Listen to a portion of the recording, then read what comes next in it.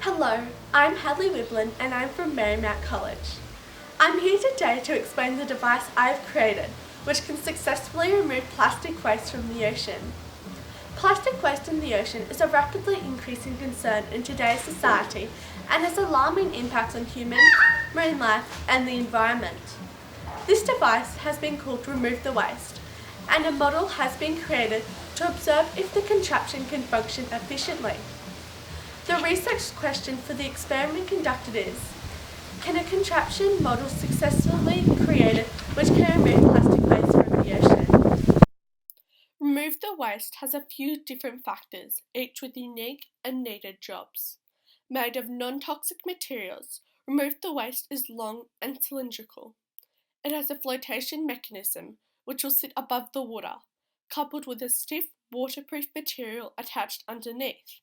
Remove the Waste has a large, strong, waterproof bag which is in the middle of the device.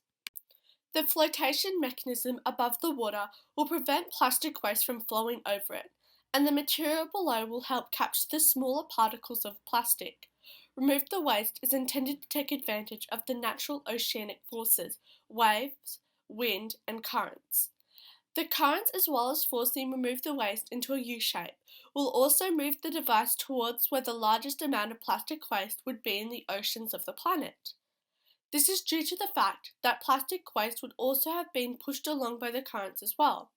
The waves and wind also ensure that Remove the Waste will move faster than the plastic due to the fact that the flotation device is above the water, whereas plastic waste is mostly or completely submerged beneath the water. Remove the Waste is designed to ensure that it will not affect or trap marine life, as the impenetrable material underneath to Remove the Waste will cause a downward current to form, forcing marine life to float, drift, or swim underneath the contraption. The plastic waste trapped in front of the U-shaped device will eventually float into the middle of the Remove the Waste and into the bag.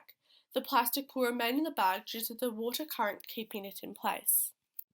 Remove the Waste will have a security camera connected to a satellite so that the data can be collected and scientists can observe when the bag is full. It will also have 2 GPS trackers so that the bag with the plastic can be retrieved, thus removing waste from the ocean. For the purpose of the model of Remove the Waste, there will be no security camera or GPS trackers. This is because it is unrealistic, as the sizing of the model would not work with a security camera and GPS trackers recommended for improved results. Through the experiment conducted, it was clear to see that the research question is answered. The contraption model of Remove the Waste was successfully constructed and was able to float. Remove the Waste was also able to remove plastic waste from a body of water in the first few attempts. A controlled environment was set, and Remove the Waste was placed into a body of water, a swimming pool. Pieces of small plastic were placed near the device and a controlled current was created, a household garden hose underneath the surface of the water on at full blast.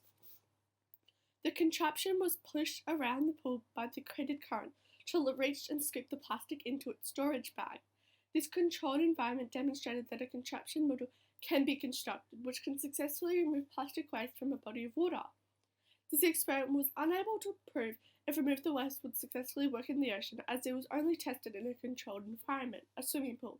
Furthermore, Remove the Waste was tested again 2 weeks after the first test, and the outcome was not replicated. It is believed that the impenetrable material beneath the flotation device had slowly changed position, which impacted the flow of plastic into the contraption. A further extension of this experiment would be to observe if Remove the Waste would be able to work in the actual ocean, coupled with modifying the impenetrable material design from several smaller sheets to one large sheet. This was a valuable experiment, as the results have helpful applications to humans, marine life and the environment, and therefore has possible great value to society. Goodbye and thank you for listening.